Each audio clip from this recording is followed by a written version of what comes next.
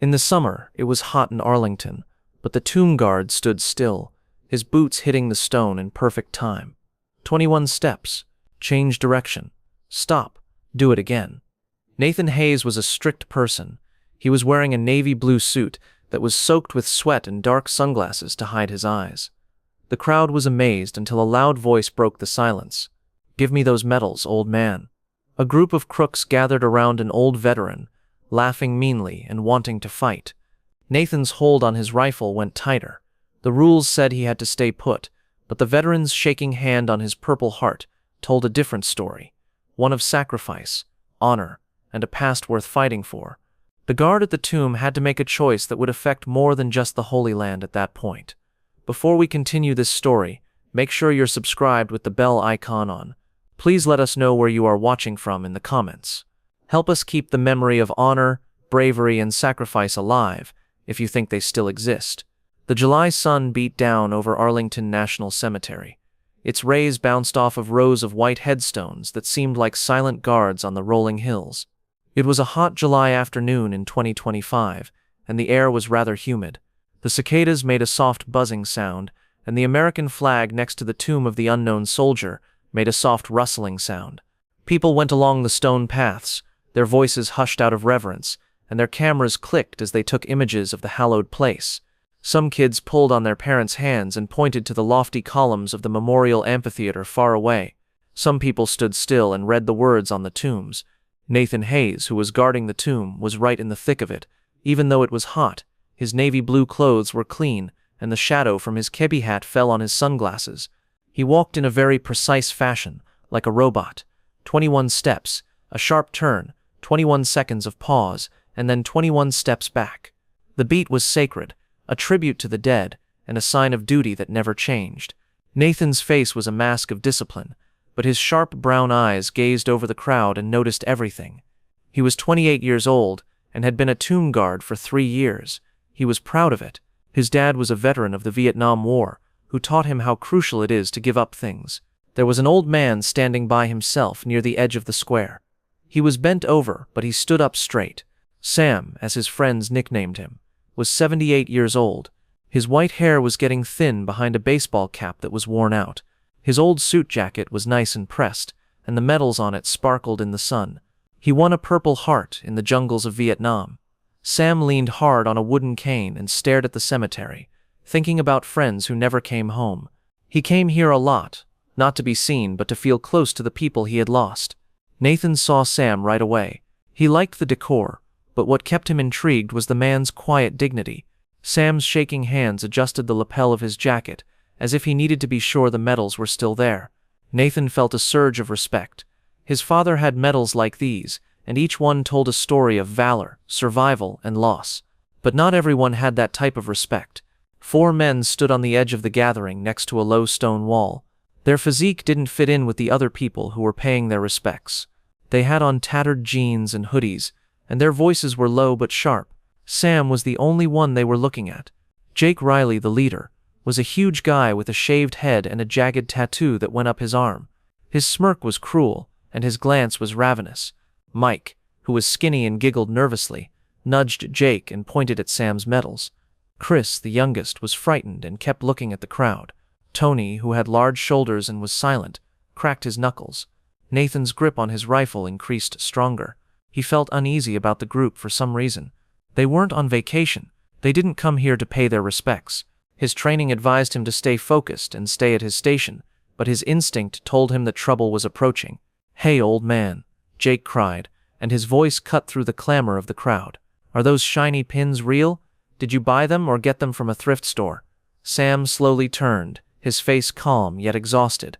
"Yes, they're real," he said, his voice strong even though his hands were shaking. "Earned them by serving my country." Jake laughed, and it seemed like he was being cruel and rude. "Serving your country? You were probably just a cook or something like that, right? Moving papers about in an office." Mike laughed and got closer. "Yeah, those medals don't look like much." He reached out and touched the Purple Heart with a finger, saying, "It's probably worth a few bucks." Sam's palm moved to cover his medals, and his voice was low but firm. "Don't touch those." Nathan's jaws were clenched. People in the crowd were starting to notice. A few visitors stopped and their eyes turned from intrigued to worrisome. A woman with a stroller stopped for a moment, holding her phone, while a man mumbled to his wife and pointed at the situation. Nathan's training kept him where he was supposed to be.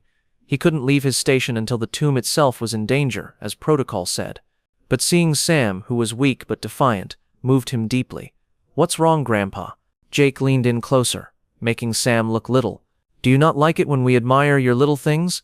I suppose they cost a lot. I might take one home as a gift." Sam's hold on his cane went stronger, and his lips made a thin line. "You won't do that," he said in a stern voice that made it clear he had been through more than a bully. Jake smiled and turned to his crew. "Watch this," he said. He pushed Sam's shoulder hard with a quick thrust. The old man fell because his cane slipped on the stone path. He almost caught himself, but the crowd gasped at what he did. A little girl held her father's hand and asked, "Daddy, why are they being mean?" Nathan's heart raced. Forget about the rules. He couldn't just sit there and watch a veteran get humiliated.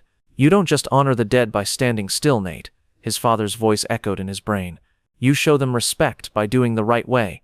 Nathan broke formation in one swift motion, and his polished boots hit the stone with purpose.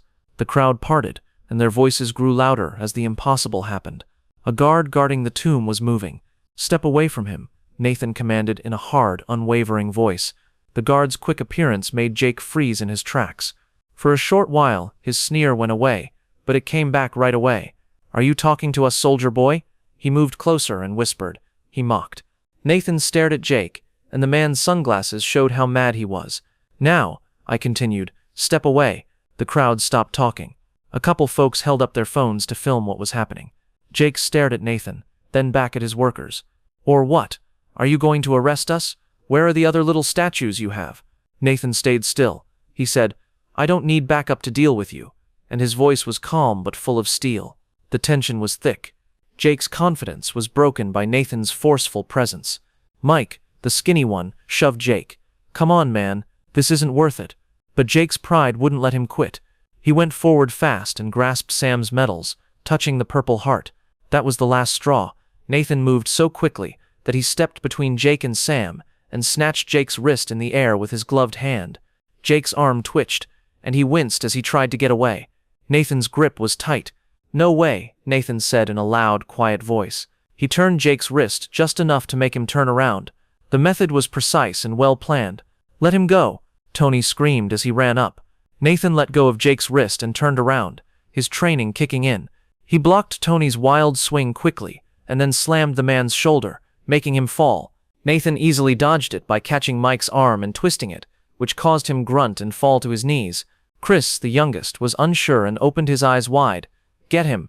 Jake screamed angrily. Nathan kept his ground while the three males rushed forward. He moved with skill, avoiding blows and delivering controlled punches that knocked his opponent out without injuring them too terribly. Jake was on the ground with a hurt shoulder, and Tony and Mike were taking care of their bruises.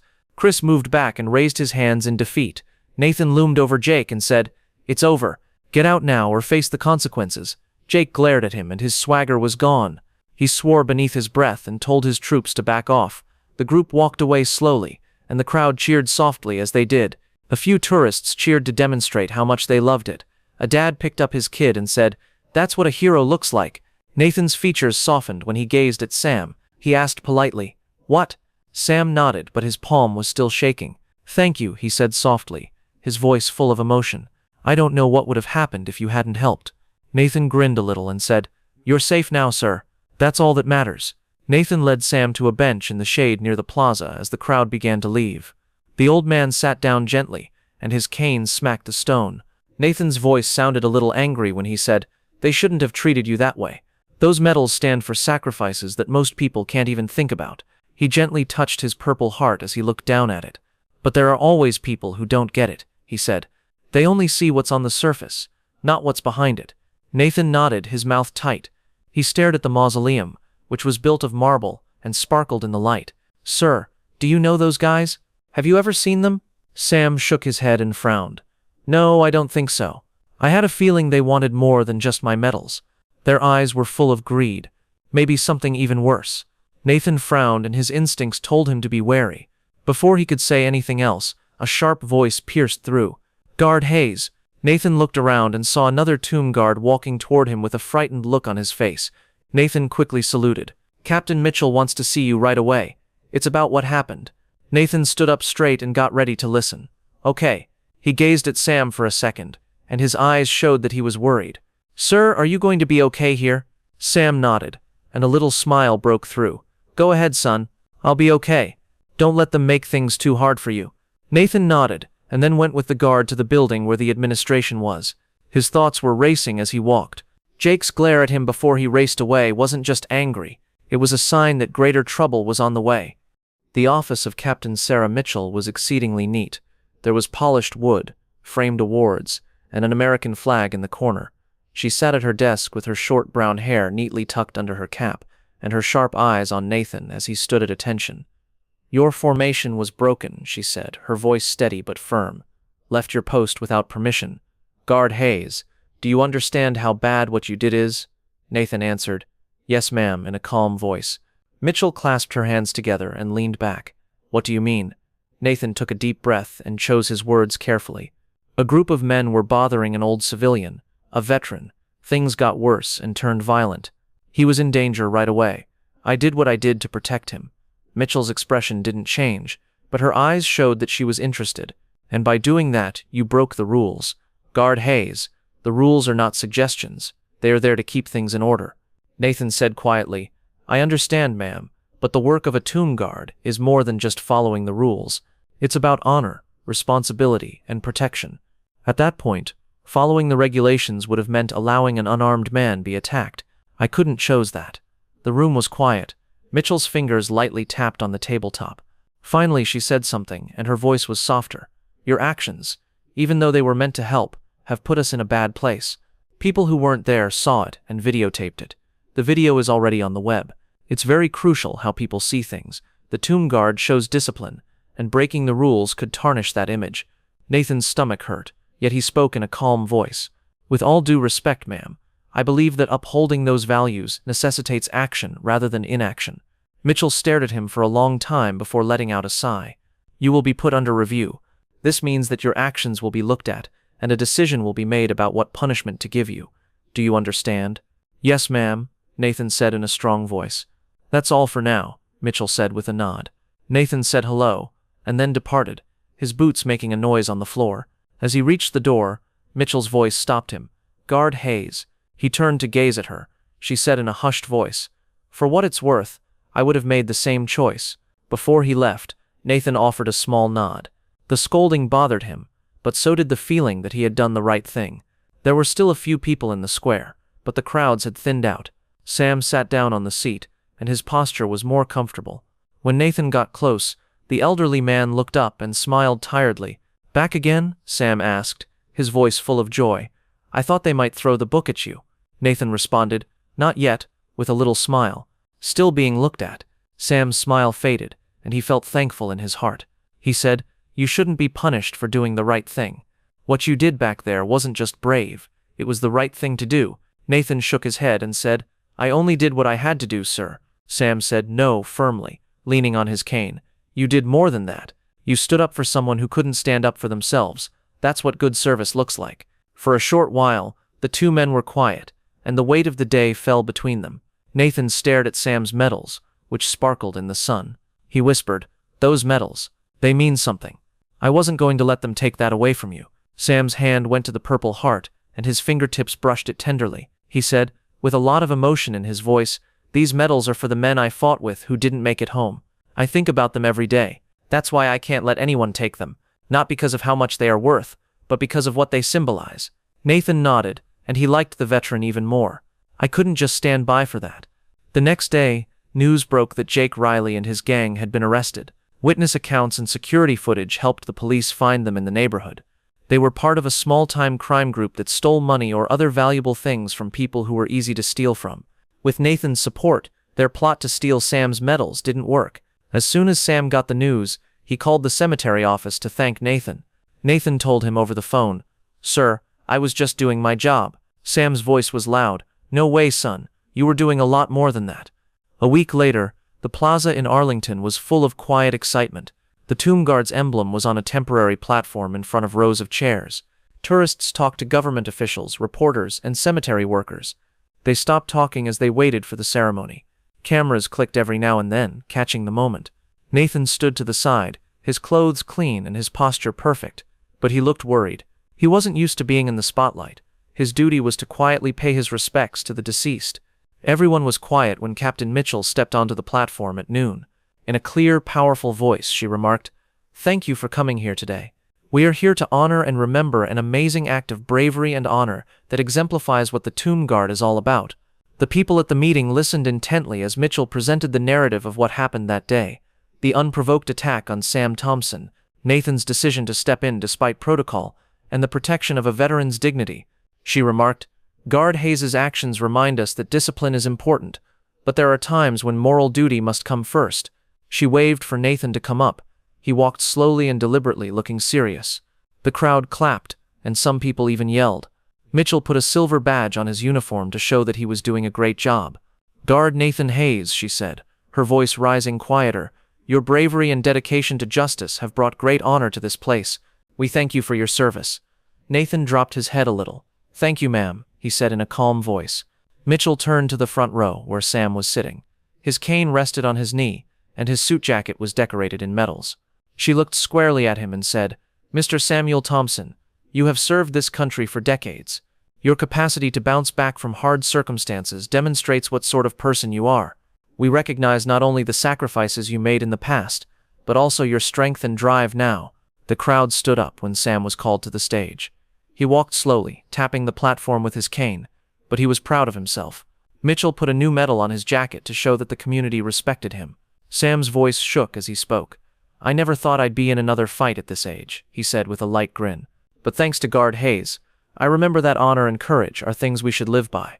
He turned to Nathan and said, "You didn't only keep me safe that day, you reassured myself and everyone else here that there are still people who stand up for what's right.